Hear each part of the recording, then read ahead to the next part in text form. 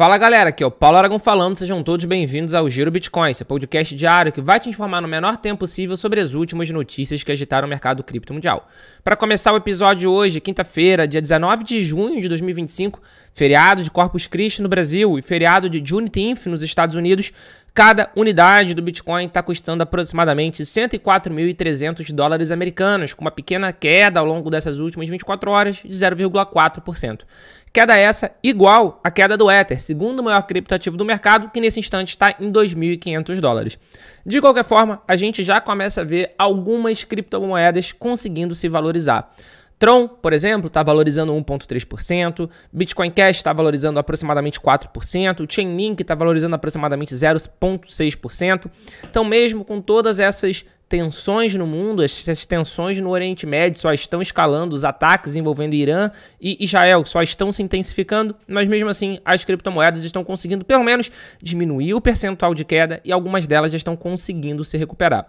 No dia de hoje, a gente não vai ter negociação de ETF nem da Bolsa Americana, porque afinal de contas, que nem eu acabei de falar, é feriado nos Estados Unidos também, mas de qualquer forma a gente consegue ver como o mercado reagiu no dia de ontem. No dia de ontem, além de todas essas tensões, a gente teve a super quarta, a gente teve a divulgação do Fed sobre a taxa de juros dos Estados Unidos e a gente viu que a taxa de juros não teve alteração. Ou seja, o Fed manteve a taxa de juros que nem já era esperado que acontecesse.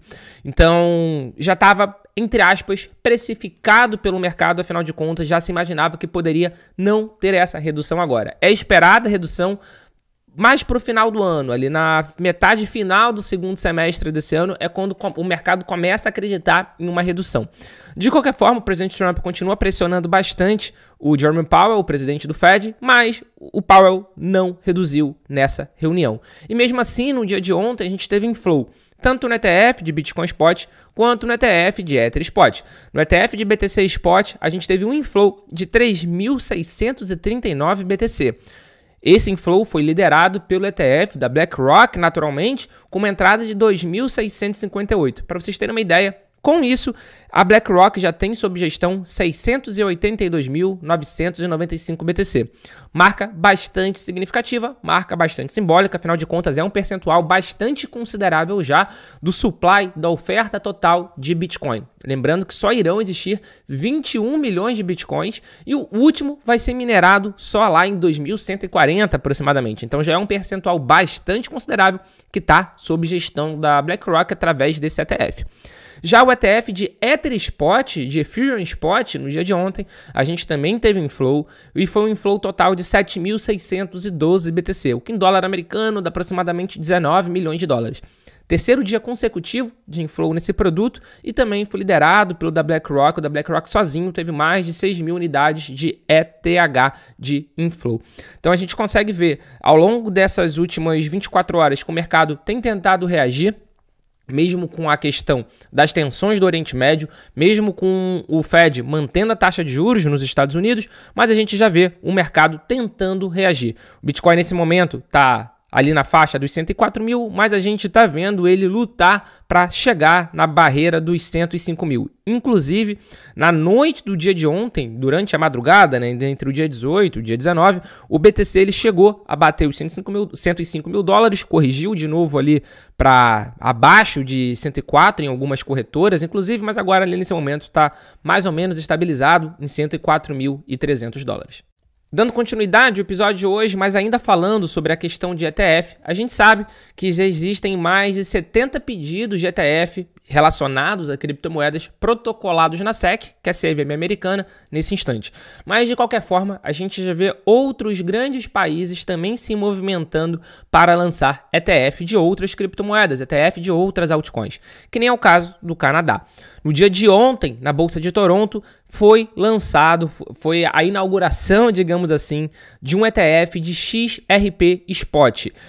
A gestora de ativos canadense, a 3iQ, lançou o ETF 3iQ XRP ETF. Vale ressaltar que a Ripple é uma das investidoras, a Ripple, que é a empresa por trás dos tokens XRP, é uma das investidoras, e isso é bastante importante, afinal de contas, marcou a estreia de um produto de XRP no mercado canadense. Mercado canadense que já tem também ETF de Bitcoin, já tem também ETF de Ether, e agora tem ETF de XRP.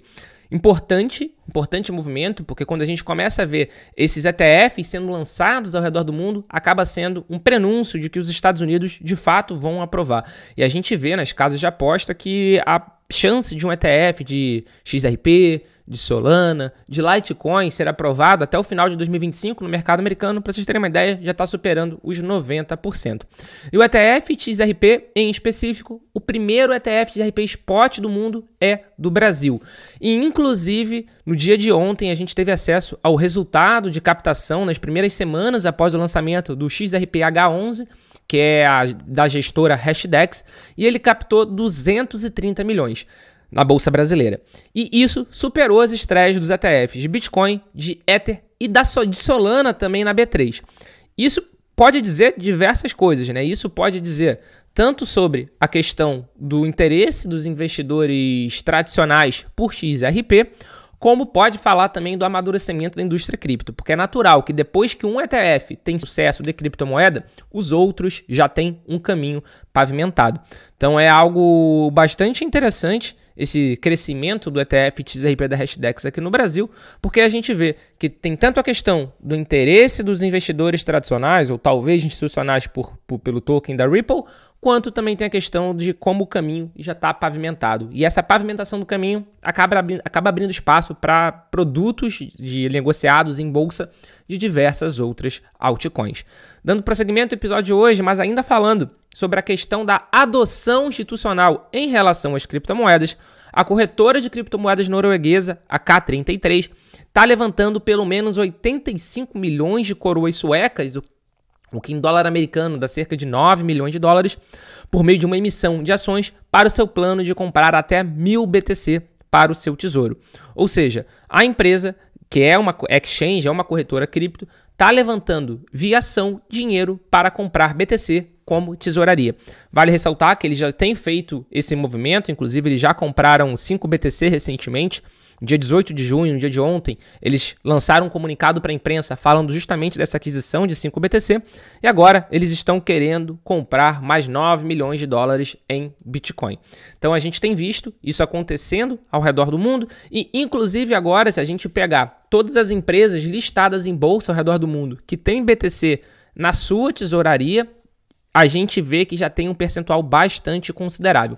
Se a gente somar todas essas empresas, que são aproximadamente 51 empresas, o que já passou, inclusive, da minha métrica, que eu acreditava que iria chegar nesse ano. No início desse ano, eu fiz uma previsão e era abaixo de 51, então já ultrapassou a minha previsão.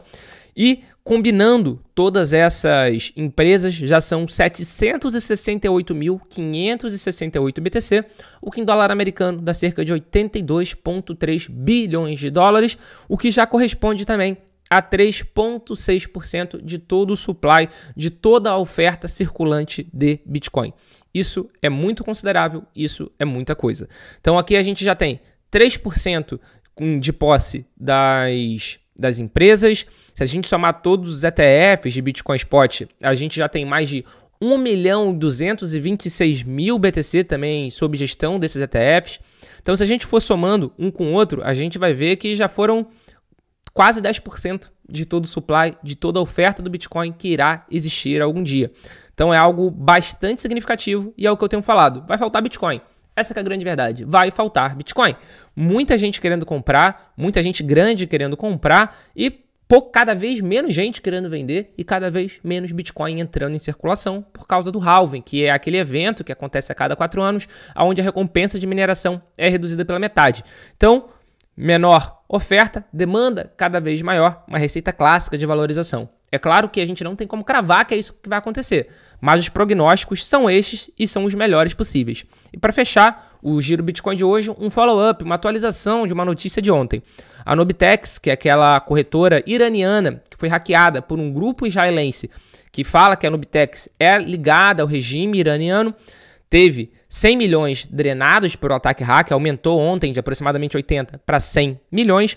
E além disso, eles tinham prometido divulgar todo o código-fonte, né, da corretora, todo o código-fonte da exchange. E de fato isso aconteceu. No dia de ontem teve essa divulgação e agora todo o código-fonte da corretora, da Nobitex, está divulgado na internet. Então, se eles ainda tinham algum fundo em segurança, com essa divulgação não está mais em segurança.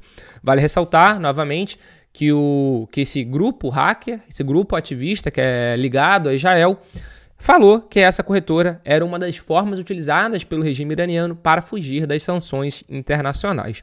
E se você chegou até agora aqui no episódio, meu muito obrigado pela sua companhia ao longo desse feriado.